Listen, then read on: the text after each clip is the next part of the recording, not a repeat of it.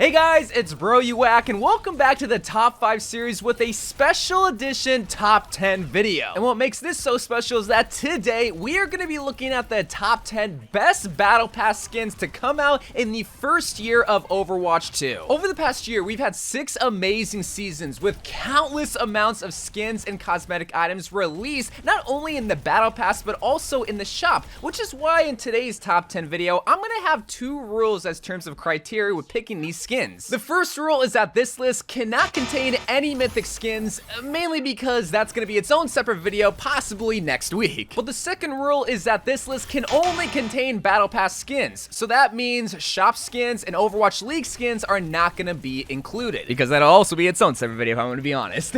But as always, my list is going to be different than your list, so be sure to comment down below what your favorite Battle Pass skin was from this past year. And without further ado, hot gamer boys and e-girls everywhere, this is the top 10 best Battle Pass skins in year 1. Starting us off at the number 10th spot is a banger skin, one of my favorite Pharah skins of all time, and that is Hades. Pharah's always been one of those heroes that had a wide range of skins released over the past years, but I think Hades has got to be one of her best ones to date. With her armor sporting a deep emerald green with Hades dogs at the helm of it, both on her chest and on her shoulders, this is a skin that has a great inspirational design from the Greek god that plays in perfectly with Pharah's silhouette. But one of my favorite parts about this skin that goes heavily unnoticed is her Greek god crown. Sometimes, very rarely actually, does she ever have a skin without a helmet because, well, that's part of her design. But here it's the best of both worlds. We're able to see her whole entire face and hair, but have that Greek god crown, which is just a great design choice in my personal opinion. Plus, another great design choice is her gun, because that's coming out of the pits of lava, since she is representing the god of death or the god of hell. Like, everything about this skin is just phenomenal. Plus, when you use this skin in the Greek god game mode, whenever you ult, you hear Hades dogs barking, which is just a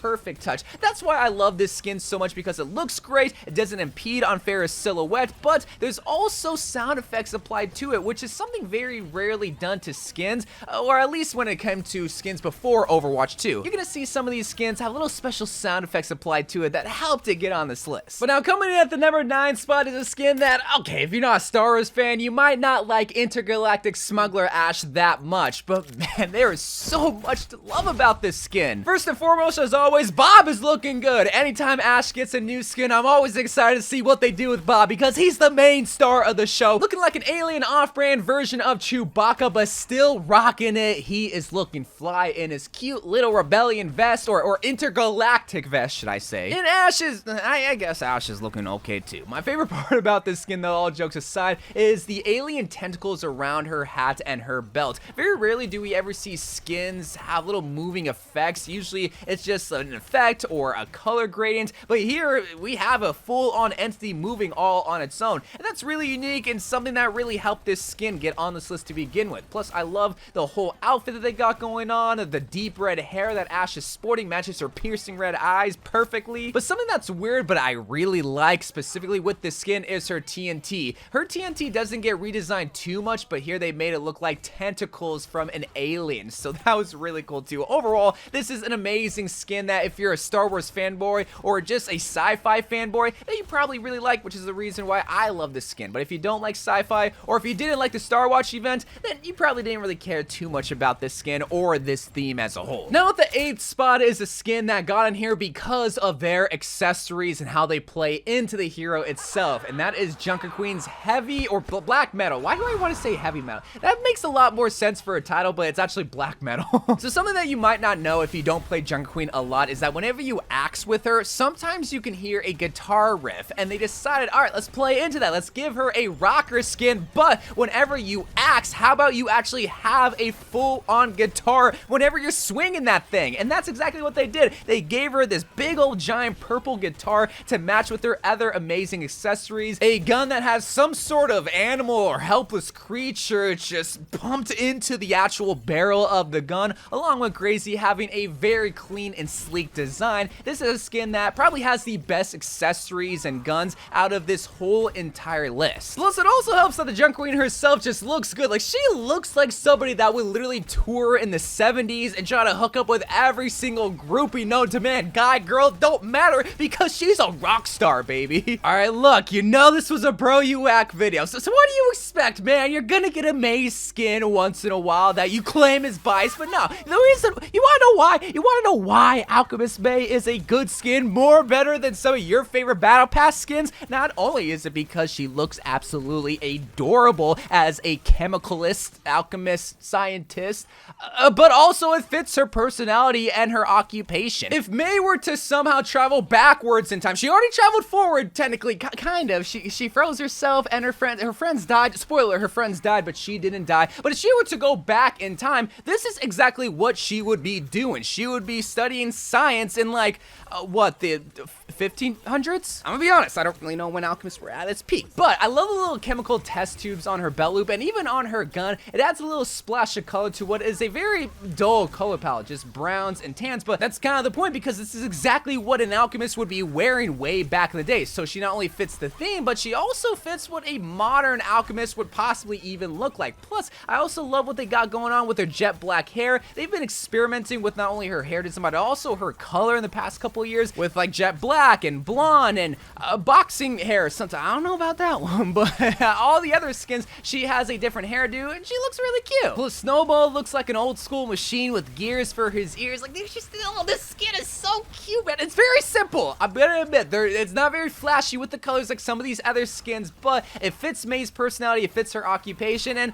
she looks adorable, man. Come on. Making our way to the number 6 spot is a skin that I'm sure a lot of people expected to be on this list. Bone Breaker Doomfist. This is just a solid skin, man. Even though I absolutely despise Doomfist, I cannot lie, when it comes to his skin lineup, it's always been a good one. And this is just another one because this is inspired from what I'm thinking is Guardian of the Galaxy. It's kind of like a mashup of Star-Lord and Yondu, where Star-Lord obviously has the iconic brown jacket, same as Bonebreaker, but Yondu's more like the alien, but Yondu has blue skin where Bonebreaker has purple skin. But I think they intentionally did that so they didn't get copyrighted because they already kind of had that happen with the Echo skin. But we all know it's inspired by sci-fi, and man, they hit it out of the park with this Doomfist skin with the little details. I love the small, minute details that they added with this skin, with the Bonebreaker skull on the side of its mouth along with the skull on his gauntlet, because the rest of the skin, it's very plain. Like, it's just an alien guy with armor. It's not even that flashy of armor, but the bones, the bone material is what does it for me.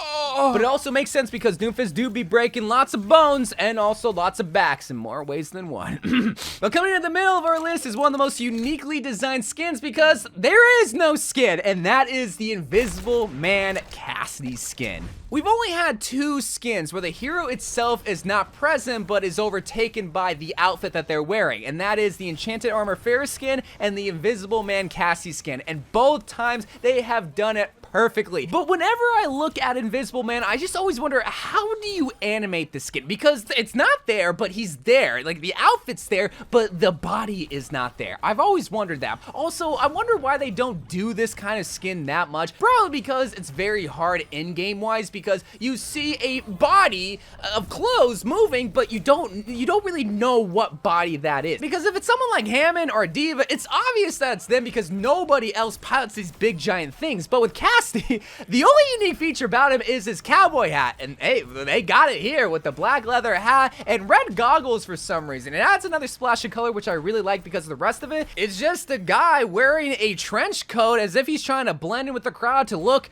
invisible. Oh, you see it? It's the Invisible Man, both inside and out. Look, I love flashy skins, but sometimes I like very unique and creative skins, and nothing is more unique than not having the hero there, and that's what I love most about Invisible Man. But the number 4 spot is this hero's very first added skin, and man, Ramatra hit an absolute home run with Poseidon. There's only 2 heroes that I thought was deserving to represent the god of the sea, and that was Reinhardt, but also Ramatra. And I think Ramatra is actually the better Poseidon here, just because of the creativity that they took when designing the skin. First of all, we gotta talk about the Poseidon stat, because that is what makes Poseidon so powerful, being able to control the sea with his trident. And here, it's not necessarily a trident because it's more or less kind of like a half spoon, if I'm gonna be honest. Still works for Ramatra, and what makes this skin so unique to him. But then Ramatra himself in his omnic form looks so menacing amazing. Even in his tiny little puny tank form, he's still jacked up as if he was built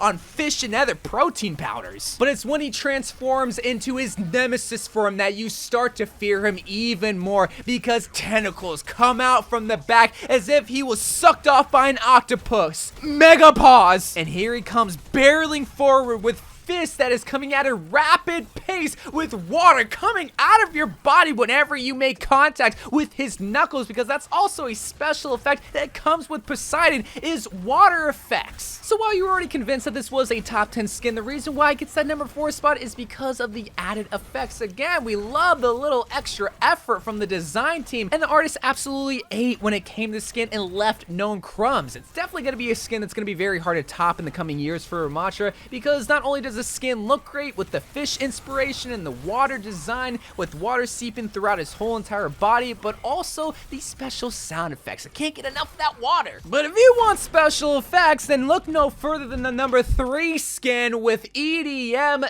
Diva. The first skin in the Season 1 Battle Pass, the first skin to greet us into Overwatch 2, and the first skin to have very unique effects in the game. Like I said before Overwatch 2, there really weren't any special sound effects other than like with Pink Mercy and a few other handful of skins like with the Overwatch League skins. But in the very first season with the very first skin, we were greeted with such a treat that we cannot let it go unnoticed, where every single time you fly with EDM Diva, it plays an EDM song, which is why it's called EDM, because it's electronic dance music. And if you want to make the enemy team dance, all you gotta do is hit that ult button, and it's gonna send your mech flying into the sky. That's gonna be met with destruction, but also an amazing hit song as well. That's why I love EDM Diva, is because not only does the skin look great with so many flashy colors, not only with the actual outfit, but also the neon lights seen throughout her whole entire mech, but also the songs that play. They set the bar higher for what we can expect with legendary skins now in Overwatch 2, because, well, not only do we get great looking skins, but you also play into how their abilities sound and function. Plus, the skin itself looks really good too.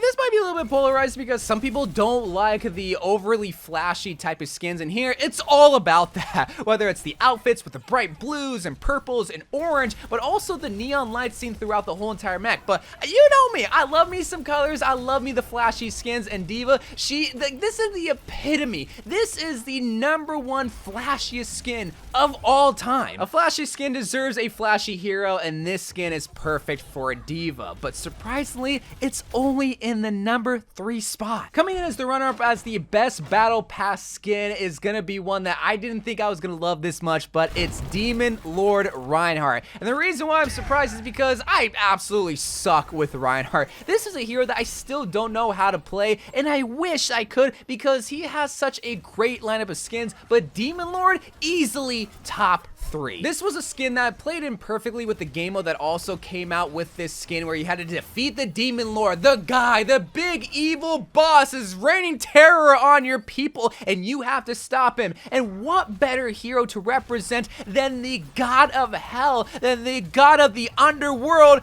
other than Farah, than the Demon Lord himself, Reinhardt. And man, he looks good doing it. You have this demon red color overtaking the whole entire skin with different shades of it, with the piercing red as the main color, the darker red as his accessories, like with his wings and his legs. But then underneath it all, you have this little crack effect on his chest, as if Reinhardt is piercing out the floor of hell to overtake the whole entire world and claim what is rightfully his. This skin is just so good! This is the skin that I'm probably going to be glazing the most, that I can't really speak in full length about. It just looks like a great demon skin for a hero that is trying to rule the world one day at a time. But he will not succeed today because it's only at the number 2 spot. What is gonna be the best Battle Pass skin out of the first year in Overwatch 2? Well, it's gonna be Iliari in her pajamas.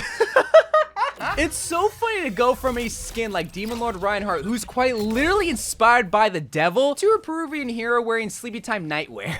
But here's my biggest argument. To anyone that just skipped ahead to see what the #1 skin is, the biggest reason why this is the best Battle Pass skin is because they have Iliari wearing pajamas. And anyone that hates wearing pajamas themselves hates happiness. Oh, but wait, here's another argument. Who's your favorite hero? Okay, could you imagine them getting a pajama skin? Oh, all of a sudden, that's the best skin of all time. That's exactly why Iliari Pajama is the best Battle Pass skin to come out in this first year, but will probably ever come out for the next couple years until they have a pajama-themed Battle Pass, where 8 other heroes get their own pajama skin. Because when you look at Iliari wearing her comfy clothes with a llama neck pillow and a llama head mask, you cannot say to me that she does not look cozy. But oh, you want more llama accessories? Alright, llama slippers, a llama gun, even her alarm clock is a llama. And to round out this magnificent skin, you have a blue and baby pink color palette to just make this skin not only colorful, but just cozy to look like. If you had that outfit, you just know you'd be sleeping good that night after you probably just